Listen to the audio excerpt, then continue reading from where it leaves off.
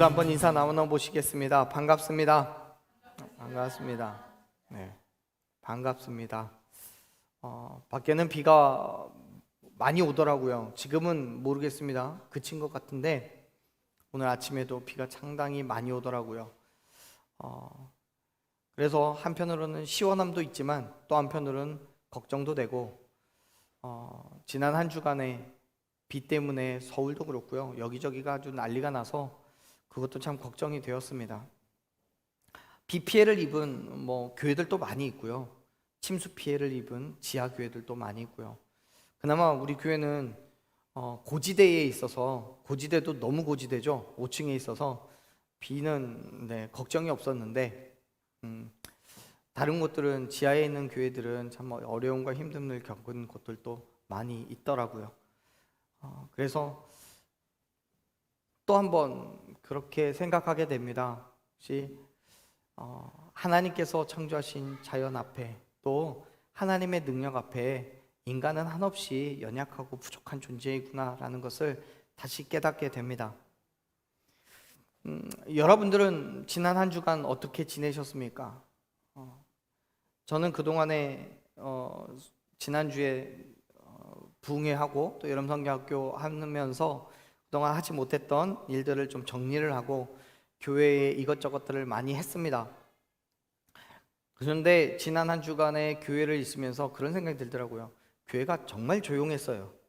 한 3, 4일을 그렇게 되게 떠들썩하게 있었던 것 같은데, 사실을 따지고 보면 3, 4일이 아니죠. 근 한 달을 정말 시끄럽게 있었는데 이제 갑자기 교회가 조용해지니까 저 혼자만 또 분주해진 듯한 그런 느낌이 들었습니다. 그리고 생각했어요. 이번에 부흥회와 여름성경학교가 정말 정신없이 지나갔구나라는 생각을 했습니다. 네, 진짜 정신없었어요. 지금까지와는 전혀 다른 분주함이 있었습니다. 그런데요, 그 분주함이 저를 방해하거나 감당하지 못할 만큼은 아니었어요. 왜냐하면 저의 50배, 100배의 몫을 감당해 주시는 분들이 계셨거든요. 자신의 시간과 노력과 그 경험을 다 쏟아내며 함께 여름성경학교를 준비하고 또 완전하게 화려하게 치러낼 수 있도록 도와주셨어요. 그래서 어느 때보다도 아이들이 더 즐거워할 수 있었던 것 같아요. 모두 5명의 아이들이 참여를 했는데요, 준비는 마치 50명의 아이들이 있는 것처럼 준비했어요. 그래서 정말 좋았습니다. 잘 마쳤어요. 많은 분들이 제가 감당했어야 될 일들을 대신 감당해 주셨어요. 그렇다고 여러분 오해하지 마세요. 제가 억지로 떠넘긴 건 아닙니다. 제가 하기 싫어서 시간만 보내고 있었더니 마지못해서 해주신 건 아니고요, 저 혼자서는 벅차서 할 수 없었던 그 일들을 기쁨으로 감당해 주셨어요. 네, 그럴 거라고 저는 아주 당연하게 생각합니다.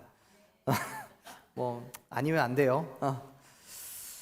저는 우리 모든 식구들이 그런 면에 있어서 동역을 하고 있다고 믿습니다. 동역을 하는 거예요. 하나님의 나라를 세워가기 위해서 서로가 각자의 영역에서 잘할 수 있는 것들을 감당하고 있는 것이기 때문에 우리는 동역을 하는 겁니다. 맞죠? 여러분, 톱니바퀴가 들어있는 그 시계 아시죠? 옛날에 태엽을 감아서 움직였던 시계요. 전자시계 말고요. 시계의 초침, 그럼 분침도 아니고 초침 한 칸을 움직이기 위해서 최소한으로는 5개, 많게는 다양한 모양과 다양한 역할의 3, 40개의 톱니바퀴가 유기적으로 돌아가야 된다라고 해요. 그 톱니바퀴들 중에서 어떤 것은요, 한 바퀴를 도는 것도 있고요, 또 어떤 것은 반만 도는 것도 있고요, 또 어떤 것은 아주 딸깍만 하는 것도 있습니다. 물론 초침 한 번을 움직이려고 몇 바퀴를 도는 것도 있을 겁니다. 그렇게 초침 한 번에 수많은 톱니바퀴가 각자 해야 할 역할을 감당함으로써 초침 한 번이 움직이는 거예요. 그렇게 60번을 움직여서 1분이 되는 거고, 그렇게 60번이 움직여서 또 1시간이 되는 거예요. 그 톱니바퀴들 중에서 어떤 것 하나도 움직이지 않는다면, 또 빠져버린다면, 자기 역할을 감당하지 않는다면 그 시계는요 고장난 거예요. 쓸모가 없어요. 버려지게 돼요. 사랑하는 여러분, 우리는 무엇이 되었든요 혼자 할 수 없어요. 심지어 교회 사역은요 더욱더 그렇습니다. 사도 베드로는요 베드로전서 2장 5절에서 초대교회 성도들을 향해서 예수 그리스도로 말미암아 하나님이 기쁘게 받으실 만한 그 신령한 제사를 드리는 제사장들이 되라고 권면합니다. 유대인들에게, 오늘날로 말하자면 신학생들에게만 제사장이 되라고 권면하는 게 아니고요, 각 교회마다 그 자리에 있는 모든 그리스도인들을 향해서 제사장이 되라고 말하는 거예요. 다시 말해서 예수 그리스도의 죽으시고 부활하심을 믿는 모든 사람들이 하나님이 기쁘게 받으실 만한 제사를 드릴 수 있는 제사장, 즉 사역자가 돼야 된다는 의미예요. 목사만 하나님의 제사장 아니에요. 여러분 모두가 예수님을 나의 주인으로 인정한다면 주인의 기쁨을 위해서 목숨을 내놓고 일할 수 있는 그러한 종임을 믿으시길 바랍니다. 그 중에서도 저는 주인의 말씀을 전하는 역할을 맡은 거고요, 여러분들은 누구는 교사로, 또 누구는 섬김으로, 누구는 주방으로, 여러 가지 모양으로 각자에게 주어진 그 사역을 감당하는 거예요. 이게 톱니바퀴처럼 유기적으로 돌아갈 때 정말 예수님의 그 시계가 돌아가는 거예요. 그 사역의 시계가 돌아가는 거예요. 사역의 모양만 있을 뿐인 거지 크고 작음은 없습니다. 경중은 없어요. 모두가 동등한 입장에서 하나님의 사역을 감당하고 있음을 여러분 믿으시길 바랍니다.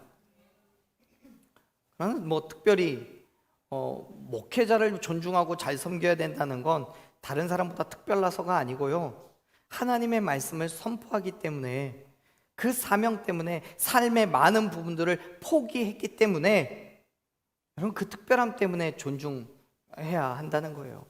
그 존중은 목회자를 정말 하나님 이상으로 생각하라는 게 아니고요, 도와달라는 거예요. 그런 면에 있어서 우리는 모두가 동일하게 하나님의 발음을 세상에 드러내야 되는 동역자임을 믿으시길 바랍니다. 그 동역자의 자리에 저도 있고요, 여러분도 계시는 거예요. 그리고 홀로 감당하기 어려운 것들을 여러분 그렇기 때문에 주저없이 나누십시오. 우리 식구들이 기꺼이 나눠질 거예요. 함께 고민하고 함께 울고 함께 웃고 웃을 거예요. 그게 식구니까요. 아니에요? 그게 동역이에요. 제가 여름 성경학교를 통해서 많은 위로와 기쁨을 경험했던 것처럼 우리가 서로의 자리에서 서로의 동역을 행할 때에 각자에게 또 다른 하나님의 위로와 평안과 기쁨을 경험하게 될 줄로 믿습니다. 우리가 함께 읽은 이 빌레몬서가요, 그러한 동역자의 심정으로 쓴 바울의 편지예요. 이 말씀을 통해서 우리가 다시 한번 하나님의 발음으로 함께 나아가기를 결단하기를 간절히 축원합니다. 빌레몬서는 바울 사도가 골로새라는 도시에 사는 빌레몬이라는 사람에게 보낸 편지입니다. 이 편지는 바울이 쓴 고린도 전후서, 빌립보서, 히브리서, 에베소서 이런 것들처럼 바울이 쓴 편지이지만 그런 편지들과는 다르게 빌레몬이라는 한 개인에게 보낸 매우 특별한 개인적인 편지입니다. 다른 편지들은 교회에게, 단체에게 보낸 편지거든요. 그런데 이 편지 안에 들어있는 내용은 많은 사람들이 함께 공감하고 나누어야 할 중요한 이야기들이 있기 때문에 바울 사도도 빌레몬 한 사람만 읽고 감춰두기를 원하지 않았던 것 같아요. 그래서 이 1장 1절부터 2절 말씀, 1절 2절을 보면은 빌레몬 한 사람에게만 국한하지 않고요, 아비아와 아키포, 그리고 빌레몬의 집에 세워졌던 초대교회까지도 편지의 수신자로 언급하고 있습니다. 당시에 바울은요 3차 전도 여행을 마치고 예루살렘 교회의 어려움을 겪는 성도들을 구제하기 위해서 마게도냐와 아가야 지방의 성도들의 모금한 그 헌금을 가지고 예루살렘으로 갔어요. 그곳에서 뜻하지 않게 유대인들에게 붙잡혀서 2년여간의 호송 기간을 거쳐 로마까지 오게 됩니다. 그래서 이 편지를 쓰고 있는 그동안에는 바울은 로마의 감옥에 갇혀 있는 중이에요. 그래서 이 편지를 뭐라고 얘기하냐면 우리는 옥중서신이라고 불러요. 바울은 감옥에 갇혀 있던 그 로마 감옥에서 한 사람을 만나게 됩니다. 그 사람은 노예였어요. 종이에요. 주인의 재산을 훔쳐서 달아났다가 잡혀가지고 바울과 함께 로마의 감옥에 갇혀 있는 중이에요. 그 사람의 이름이 뭐냐면 오네시모라는 사람이에요. 그리고 그의 주인이 누구냐면 이 편지의 수신자인 빌레몬이라는 사람이에요. 사실 이 빌레몬은요, 바울을 통해서 회심한 골로새 지역의 부자예요. 유지입니다. 얼마나 큰 부자냐면 자기 집에다가 교회를 세울 정도예요. 여러분, 그 집에다 교회를 세운다는 게 쉬운 일이 아니에요. 근데 이 빌레몬은요, 자기 집에다가 교회를 세웠어요. 그리고 그의 집에서 일하던 종, 이 오네시모라는 종이 지금 로마의 감옥에 갇혀 있는 거예요. 왜냐하면 빌레몬의 재산을 훔쳐서 달아났거든요. 자, 여러분, 바울에게는 먼 이방 땅인 로마의 한 감옥에서 주인으로부터 도망친 오네시모를 만나게 되었어요. 이 오네시모가 바울로부터 복음을 받아들인 빌레몬이었다는, 그 빌레몬의 종이었다는 그 사실이 여러분 얼마나 영화 같습니까? 상상해 보세요. 골로새하고 그 로마하고는 엄청나게 떨어져 있는 거리예요. 그 먼 거리에서 바울이 감옥에 갇혀 있는데 그 감옥 안에서 누군가를 만나요. 그 사람이 종인데 바울이 예전에 복음을 전해서 그리스도인이 된 빌립보의 종이에요. 그래서 그에게도 복음을 전해요. 그리고 그 오네시모가 복음을 받아들여요. 여러분, 마치 우연에 우연을 겹친 것 같은 이러한 상황이요, 하나님의 계획하심이 아니고서는 있을 수가 없는 거예요. 하나님의 계획이 그런 거예요. 서로 각자의 삶을 산다고 하지만 결국 그 일은 하나님의 일을 만들어낸다는 것을 믿으시길 바랍니다. 각자의 삶의 자리에서 톱니바퀴가 나 혼자 도는 것처럼 느껴지지만 그 톱니바퀴는 이가 맞물려서 결국 시초침 하나를 움직이는 것처럼 하나님의 놀라운 사역을 이끌어가고 있음을 여러분 기억하시길 바라요. 그게 하나님의 계획하심이고 하나님의 놀라운 섭리예요. 사랑하는 여러분, 우리의 삶은요 그냥 살아가는 게 아니에요. 각자의 삶이 앞서 말씀드렸던 시계의 톱니바퀴처럼 돌고 돌아서 하나의 사역을 이루는 거예요. 그렇기 때문에 사랑하는 여러분, 우리가 살아야 하는 그 삶에서 최선을 다해 살아가십시오. 그리스도인 된 삶으로 결단하며 살아가십시오. 다른 사람의 삶을 그리고 응원해 주십시오. 우리의 모든 삶이요 다 맞물려 있는 톱니바퀴라고 한다면 귀하지 않은 삶이 한 개도 없는 거예요. 바울을 만난 오네시모도요 그 톱니바퀴들 중에 하나인 거예요. 만약에 바울이 오네시모를 만나지 않았다면 오늘날 저와 여러분은 이 빌레몬서를 읽지 못할 거예요. 바울이 빌레몬에게 복음을 전하여서 그가 그의 집에 교회를 세우고 초대교회를 이루지 않았다면 오늘 저와 여러분은 이 빌레몬서를 통해 하나님의 놀라운 계획을 알지 못했을 거예요.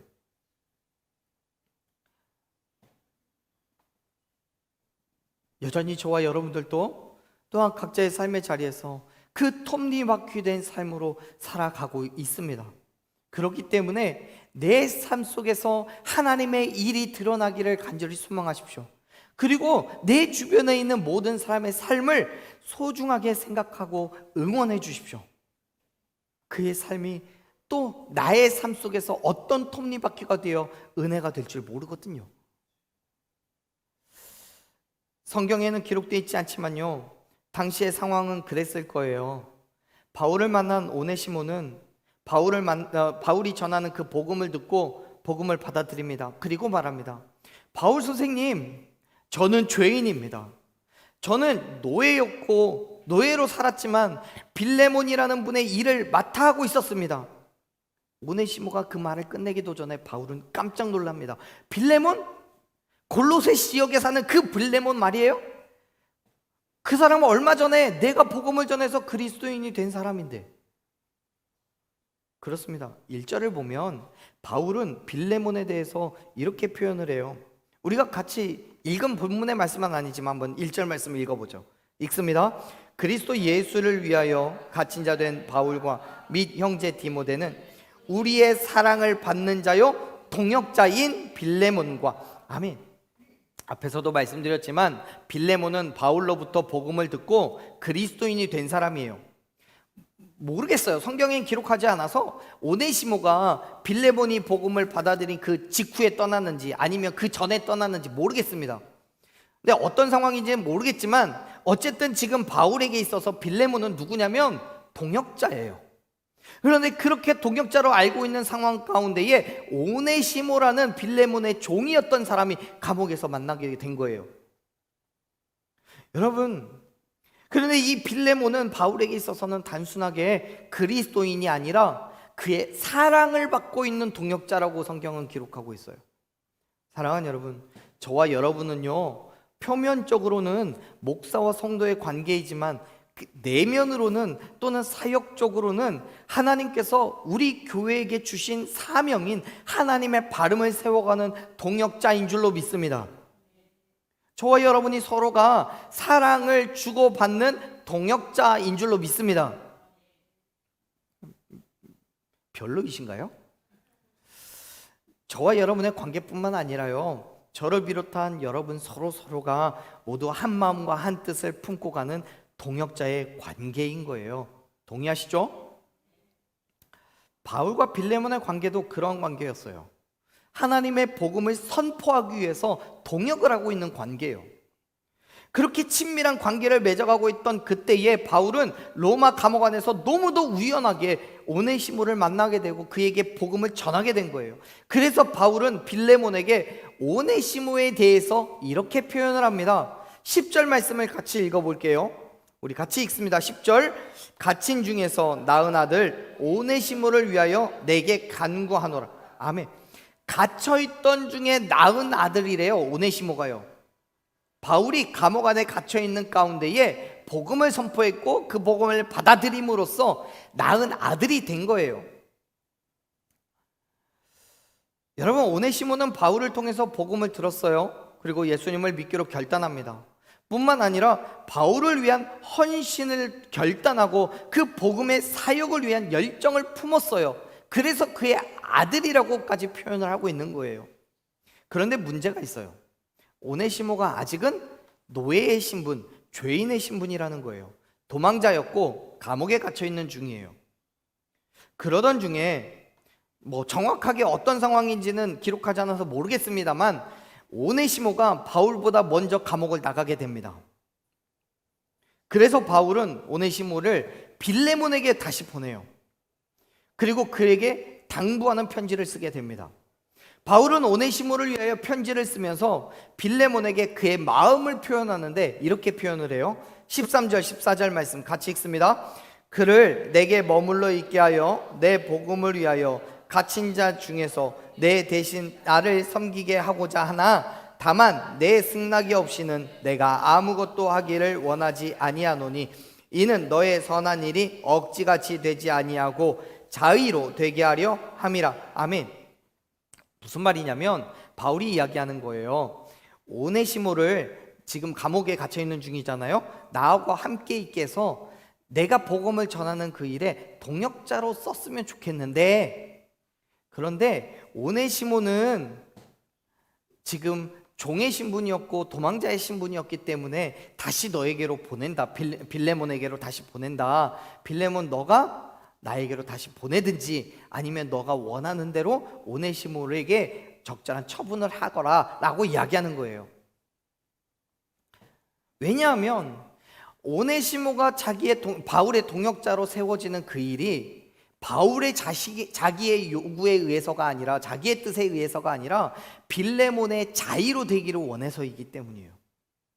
지금 바울은 무슨 생각을 하고 있는 거냐면 빌레몬을 진정한 자기의 동역자로 여기고 있는 거예요. 동역자로요. 만약에 여기에 상하 관계가 있다고 한다면 바울은 이야기하겠죠. 이런 상황이 되었으니까 오네시모를 내 종으로 삼겠어. 내 복음을 전하는 일에 같이 할 수 있게 하겠어. 그러니까 그렇게 알고 있어 라고 통보해버리면 끝날 일이에요. 그런데 바울은 그렇게 하지 않아요. 빌레몬의 의견을 충분하게 묻고 빌레몬의 의견대로 하기를 원하고 있는 거예요. 거기에 더 나아가서 오네시모도 마찬가지예요. 만일에 바울이 오네시모를 동역자로 여기지 않는다면 오네시모에게 편지를 써주는 것도 걱정될 거예요. 왜냐하면 오네시모는 나가서 자기가 원하는 대로 해버리면 되거든요. 빌레몬이 안 갈 수도 있어요. 다른 지역으로 도망갈 수도 있어요. 아니면 자기 뜻대로 오네시모가 자기 뜻대로 바울의 곁에 머물러 있겠다라고 할 수도 있어요. 그런데 그 모든 것들도 오네시모에게 맡겨주는 거예요. 그리고 이야기하는 거죠. 나는 너가 빌레몬에게 다시 갔으면 좋겠어. 그리고 빌레몬의 허락을 얻어서 필요하다면 나에게로 다시 와서 내 복음 사역에 같이 동역을 해줘. 아니면 너가 있는 그곳에서 그 복음 사역에 함께 했으면 좋겠어 라고 말하는 거예요. 사랑하는 여러분, 동역의 관계는요 명령한다고 되는 게 아니에요. 또 모른 척 한다고 되는 게 아닙니다. 동역의 관계는 사랑으로 간구하고 권면하는 거예요. 왜요? 서로가 동등한 입장에 있기 때문에요. 서로가 사랑의 관계에 있기 때문에요. 말 한마디로 청량빛을 갚는다고 하는 것처럼 어떻게 표현하느냐에 따라서 기쁨으로 동역할 수도 있고요, 가슴에 응어리를 안고 원수가 될 수도 있는 거예요. 사랑하는 여러분, 저와 여러분은, 그리고 또 여러분 각자 우리 모두는 직분과는 상관없이, 나이와 성별과는 상관없이 모두가 다 동역의 관계인 줄로 믿습니다. 저는 이 동역의 관계를 지난주에 정말 뼈저리게 느꼈어요. 지난주가 아니죠. 지난 몇 주간 동안에 뼈저리게 느꼈어요. 그 동역의 관계 속에서 정말 상하관계는 하나도 없고요, 그 동역의 관계 속에서 남녀의 구분도 없고요, 동역의 관계 속에서 나이의 격차도 없어요. 여러분, 우리가 다양한 형편에 따라서 일의 모습이 다양할 뿐인 거지, 하나님께서 우리 교회에게 주신 그 뜻을 이루어가는 데 있어서 동일한 목적을 가지고 함께 동역하는 저와 여러분이 동역자인 줄로 믿습니다. 그렇기 때문에 사랑하는 여러분, 사랑으로 권면하고 구하십시오. 명령이 아니라 부탁하십시오. 그리고 기쁨으로, 사랑으로 그 모든 일들을 감당하십시오. 오네시모는 바울을 만나고요 완전히 변했어요. 바울은요 유대인이었고 바리새인이었고 그는 사회적으로 명망이 있었던 사람이에요. 그런데 그 바울이 종인, 미천한 신분인 오네시모를 자기의 동역자로 인정해 주는 거예요. 복음을 듣고 그리스도인이 된 오네시모를 종으로 여기는 게 아니라, 자기의 도구로 여기는 게 아니라 동역자로 여기는 거예요. 바울을 만나기 전과 그 후가 너무나 달랐어요. 11절 말씀을 볼까요?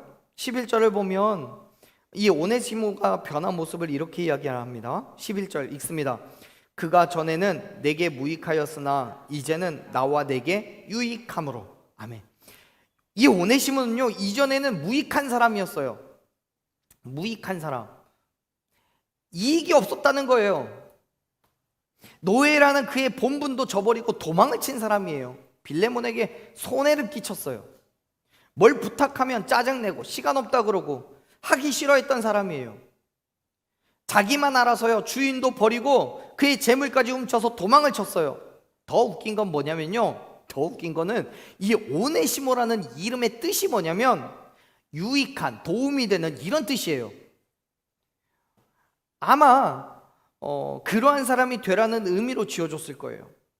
뭐 당시에 노예들의 많은 이름의 뜻이 이 유익한, 뭐 도움이 되는, 이런 의미를 가지고 있었대요. 뭐 오네시모도 그래서 그럴 거예요. 그런데 그의 이름처럼 살지는 않고요, 어땠다고요? 무익한 사람이었어요. 이익이 없었어요. 그런데 11절의 말씀을 보면요, 바울을 만나고 예수님을 알게 되고 그리스도인이 된 이후로 이 사람은 어떻게 돼요? 유익한 사람으로 변했어요. 지금 바울이 말하는 이 유익이라는 것은 노예의 신분으로 돌아가서 빌레몬의 명령에 순종하기 때문에 유익한 사람이라고 말하는 게 아니에요. 세상적으로는, 사회적으로는 여전히 노예의 신분일 수 있어요. 그런데 이제는 이 오네시모는 빌레몬에게 있어서는 노예가 아니라 동역자의 신분이 된 거예요.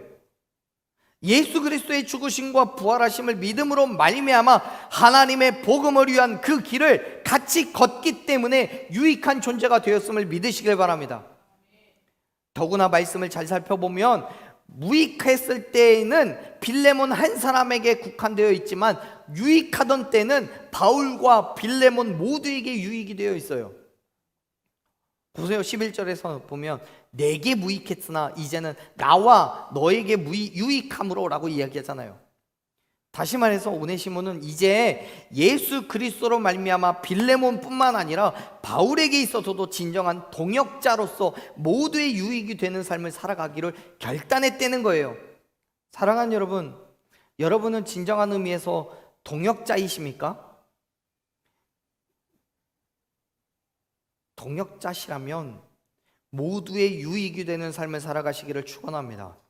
누구 한 사람이 아니라 모든 사람의 유익이 되는 그러한 그리스도인 된 삶을 결단하시기를 축원합니다. 유익이라는 것은 내 것을 드러내는 게 아니에요. 내 감정, 내 생각, 내 뜻을 주장하는 게 아니라 상대방의 감정, 상대방의 생각, 상대방의 뜻을 먼저 이해하는 게 진짜 유익이에요.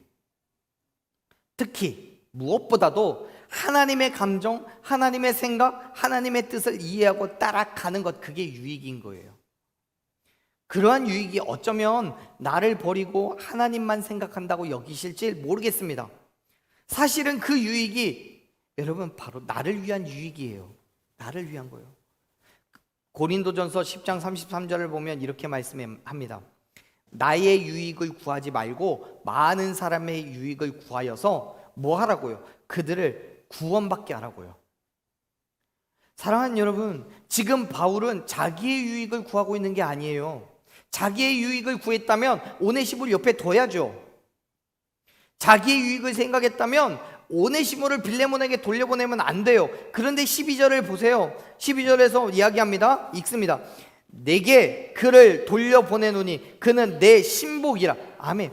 바울은 오네시모를 내 신복이라고 얘기해요. 없어서는 안 되는 존재예요. 그런데 바울은 그를 빌레몬에게로 돌려보내요. 왜요?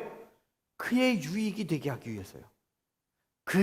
빌레몬의 유익이 되게 하기 위해서요.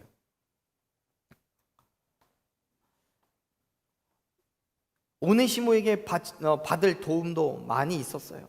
13절을 보면 이렇게 얘기합니다. 우리가 13절을 읽었던 말씀이지만요, 다시 한번 볼까요? 읽습니다. 그를 내게 머물러 있게 하여 내 복음을 위하여 갇힌 자 중에서 내 대신 나를 섬기게 하고자 하나. 나를 섬기게 하려고 오네시모를 옆에 두고 싶대요. 하지만 강요하지 않아요. 빌레몬에게 그 결정을 맡겨요. 그의 유익이 되게 하기 위해서요. 강요에 의한 헌신은요, 불평과 불만의 좋은 핑계입니다. 하지만 믿음에 의한 자발적인 헌신은 불평과 불만이 아니라 오히려 기쁨과 감사가 넘친다는 사실을 여러분 기억하시길 바랍니다. 그렇습니다. 하나님의 뜻을 이루어감에 있어서 믿음에 의한 자발적인 헌신은 우리에게 기쁨과 감사가 주어져요. 은혜가 있어요. 왜냐하면 합력하여 선을 이루니까요. 교회 일을 하면서도요, 기쁨과 감사 안에서 서로 동역하는 거예요. 자발적으로요. 네 레일이 아니라 서로 합력하여 선을 이루어가는 게 동역인 거예요. 눈치 보고 나몰라고 피하고 그렇게 하는 게 아니라 함께 하는 것, 서로 힘을 보태는 것, 그게 동역이에요. 바울은 빌레몬에게 그러한 동역을 부탁하고 있는 거예요. 왜요? 이제 오네시모와 빌레몬은 예수 그리스도의 복음을 위한 사역을 해내야 하기 때문에요. 그건요, 교회에서뿐만 아니라 가정에서도 마찬가지예요. 직장에서도 마찬가지예요.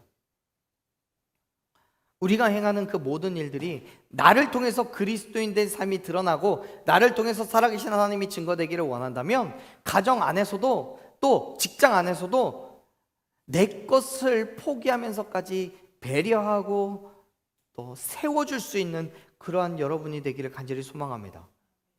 손해죠.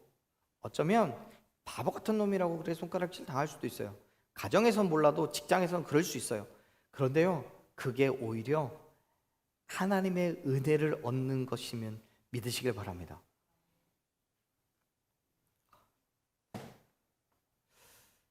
오네시모는 어떻게 보면 껄끄러운 관계인 빌레몬에게 보내집니다. 그 안에서 관계를 회복하여 정말 합력하여 선을 이루기를 원하기 때문이에요. 하나님 안에서 보자면 오네시모와 빌레몬은 한 사람의 성도로서 서로 동역의 관계이지만 사회적으로 보자면 주종의 관계입니다. 직장에서 보자면 상사와 부하의 관계예요. 껄끄러워요. 함께 있기 싫어요. 밥 먹고 있기 싫어요. 예전에 제가 전도사일 때 담임 목사님과 밥을 먹으면 그렇게 힘들어요. 여러분도 아실지 모르겠지만 저 여기서 밥 먹고 담임 목사님 저쪽에서 식사를 하셔도 체해요. 밥이 안 넘어가요. 그렇게 부담스럽습니다. 여러분, 직장에서 정말 말단 직원이 회장과 함께 밥을 먹는다고 생각해 보십시오. 나 여기 있고 회장님 저기 앉아 계시는데도 부담스럽습니다. 1인분에 30만 원짜리 정식을 먹어도 밥이 안 넘어갑니다. 그런 거예요. 그럼에도 불구하고 그 자리에서 내가 하나님을 드러내기를 소망한다면, 예수 그리스도의 복음을 드러내기를 원한다면 그 자리에서 나를 내어놓고 하나님의 일하심을 기대하는 저와 여러분 되기를 소망합니다. 그게 협력이에요. 그게 동역이에요. 그래서 바울은요, 오네시모를 빌레몬에게 오네시모를 종으로 대하지 말라고 부탁합니다. 16절 말씀을 읽어볼까요? 16절 같이 읽습니다. 이후로는 종과 같이 대하지 아니하고 종 이상으로 곧 사랑받는 형제로 둘 자라. 내게 특별히 그러하거든 하물며 육신과 주 안에서 상관된 내게 대하. 아멘. 사랑하는 여러분, 저와 여러분은 동역자입니다. 믿으십니까? 내 생각과 내 뜻을 받아주고 그대로 수행하는 여러분들이 종이 아니에요. 함께 마음을 나누고 뜻을 나누어서 한 가지 목적, 하나님의 발음을 향해 나아가는 그 일을 감당하는 동역자입니다. 아멘? 별로 싫어요? 여러분, 우리는 그렇기 때문에 우리의 마음과 생각과 뜻이 하나로 합해져야 돼요. 마음을 맞춰야 돼요. 이 길은 저 혼자 가는 길이 아니에요. 저 혼자서는 애당초 못해요. 저와 여러분이 예수 그리스도의 죽으심과 부활하심을 믿는다면, 그래서 그 믿음 안에서 우리가 하나가 되었다면, 이전에는 하나님 앞에서는 무익한 존재였을지 모르겠지만 이제는 서로에게 유익한 존재가 되었음을 믿습니다. 그렇기 때문에 함께 갑시다. 동역합시다. 예수 그리스도의 죽으심과 부활하심을 믿는다면 하나님께서 우리 교회에게 가지고 계신 그 뜻을 이루기 위해서 우리 함께 갑시다. 아멘. 그 자리에서 하나님께서 함께 하시고 하나님이 우리에게 놀라우신 은혜와 축복을 넘치도록 부어주실 줄로 믿습니다. 바울은 오네시모를 빌레몬에게 보내면서 부탁을 해요. 이렇게 얘기합니다. 17절 읽습니다. 그러므로 내가 나를 동역자로 할진대 그를 영접하기를 내게 하듯 하고, 18절 그가 만일 내게 불의하였거나 내게 빚진 것이 있으면 그것을 내 앞으로 계산하라. 아멘. 사랑하는 여러분, 우리 함께 갑시다. 혹 내가 함께 가는 그 사람이 허물이 있다면 그것까지도 함께 지고 갑시다. 바울은 말해요. 오네시모가 빌레몬에게 불의를 하였거나 빚진 것이 있다면 오히려 내가 갚아주겠나로가요. 여러분, 바울이 엄청나게 부자여서 또 그럴 만한 여유가 있어가지고 오네시모의 빚을 갚아주겠다고 말하는 게 아니에요. 어쩌면 죄송합니다만 빌레몬이 그 값을 요구하지 않을지도 모른다라는 계산이 있을지도 모르겠습니다. 그런데요, 그것과는 상관없어요. 그냥 무엇이 되었던 어떤 상황이 되었던 오네시모의 그 아픔을, 그 괴로움을, 그 문제를 그리스도의 사랑으로 감당하겠다는 거예요. 감싸주겠다는 거예요. 안아주겠다는 거예요. 왜요? 왜 그렇게까지 해요? 이제는 오네시모가 바울의 무엇이기 때문에요? 통역자이기 때문에요. 예수님께서 자기를 위해서 이미 그렇게 하셨기 때문에요. 이사야서 53장 5절 말씀을 보세요. 우리가 되게 잘 아는 말씀인데요, 이사야 선지자는 말합니다. 예수님께서 찔림은 우리의 허물 때문이고 그가 상함은 우리의 죄악 때문이라고요. 그가 징계를 받음으로 우리는 평화를 누리고 그가 채찍을 맞음으로 우리가 나음을 입었다고 분명하게 선언합니다. 여러분, 우리가 예수님을 그렇게 인정한다고 해서 예수님께 뭔 유익이 있어요? 예수님이 그렇게 징계를 받을 만큼, 그렇게 상할 만큼 그러한 죄가 있어요? 아니에요. 예수님은 나를 사랑하시기 때문에, 내가 예수님의 동역자이라는 것을 알기 때문에, 믿기 때문에 우리의 허물을 기꺼이 예수님이 감당하셨음을 믿으시길 바랍니다. 그래서 예수님은 나를 위해서 십자가에서 죽으시고 부활하신 거예요.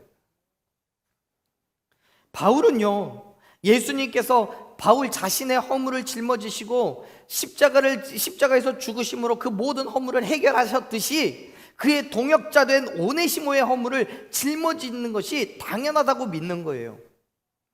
그게 예수님을 본받는 것이니까요. 그리고 이제는 그러한 믿음의 결단을 저와 여러분에게도 요청하는 거예요.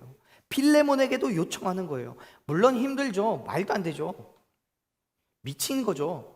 하지만 여러분, 예수님께서 그렇게 말도 안 되는 일을 먼저 행하셨어요. 세상의 조롱과 멸시와 손가락질을 당하시면서 우리의 죄를 위해 십자가에서 죽으셨단 말이에요. 나를 위해서요. 내 죄와 허물이 가득한 나를 위해서요. 그렇기 때문에 사랑하는 여러분, 예수님 때문에 여러분 또한 감당하십시오. 그게 내게 손해가 된다고 할지라도요. 기꺼이 서로가 서로의 유익을 위하여 감당하십시오. 어쩌면 오네시모는 자신을 향한 바울의 결단을 보고 진정한 그리스도인의 삶이 무엇인지를 배웠을 거예요.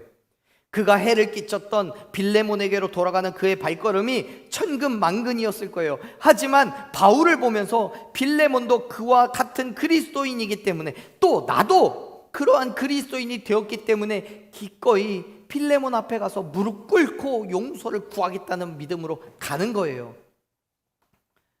그걸 이용하는 게 아니라 오네시모 또한 그리스도인 된 믿음으로 가는 거예요.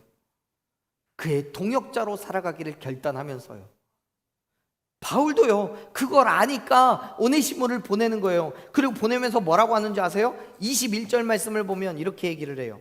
우리가 읽은 말씀은 아니에요. 근데 21절 보면 빌레몬에게 그리고 오네시모에게 동일하게 얘기하는 거예요. 21절 같이 읽어볼게요.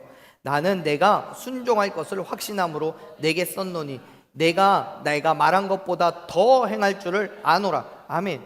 바울은 얘기하는 거예요. 빌레몬, 당신이 내 말에 순종해 줄 거를 알아요. 그래서 오네시모를 당신에게로 보내요. 아니, 내가 말한 것보다 더 오네시모에게 잘할 거라고 나는 믿어요. 사랑하는 여러분, 동역자의 길은 쉽지 않아요. 내 유익이 아니라 남의 유익을 구하는 건데 그게 어떻게 쉽겠습니까? 때론 내 감정도 내 의견도 포기해야 돼요. 때로는 내 슬픔도 내려놓고 남의 기쁨을 함께 기뻐해야 될 수도 있어요. 그럼에도 불구하고 사랑하는 여러분, 함께 갑시다. 동역의 자리에 함께 갑시다. 예수님께서 나를 위해서 그 고통과 멸시를 다 감당하시고 십자가를 지시고 죽으셨기 때문에, 우리를 향한 예수님의 그 사랑을 알기 때문에 같이 갑시다. 오늘 하나님의 발음을 저와 여러분의 삶에서 또 교회를 통해서 드러내는 그 자리에 함께 가기를 결단하는 저와 여러분이 되기를 간절히 축원합니다. 아멘. 우리 시간 찬양으로 그렇게 결단했으면 좋겠는데요. 여러분, 행복이라는 찬양의 가사를 보면 하나님의 자녀로 살아가는 것이 행복이랍니다. 화려하지 않아도요, 정결하게 살고 가진 것이 없어도 감사하는 게 행복이랍니다. 그리고 작은 것이라도 내게 주신 것을 나누며 사는 게 행복이랍니다. 눈물 날 일이 많아도요, 기도하고 억울한 일이 있어도요, 예수님 때문에 참는 게 행복이래요. 사랑하는 여러분, 전 참 행복합니다. 우리가 작고 연약하지만 그럼에도 불구하고 나누고 함께 할 수 있어서 참 행복합니다. 제 표정이 행복한 것 같지 않으세요? 행복합니다. 예수 그리스도 때문에 우리가 동역할 수 있어서 참 행복합니다. 여러분도 그러십니까? 그 행복함, 그 동역의 자리에서 우리가 함께 하나님의 기쁨을 누리고 예수 그리스도의 복음을 온 땅 가운데 선포할 수 있는 저와 여러분 되기를 간절히 소망합니다. 우리 한번 그렇게 말해봅시다. 참 행복합니다. 참 행복합니다. 우리 그 믿음으로 또 그 결단으로 함께 갑시다. 이 찬양 함께 고백합니다.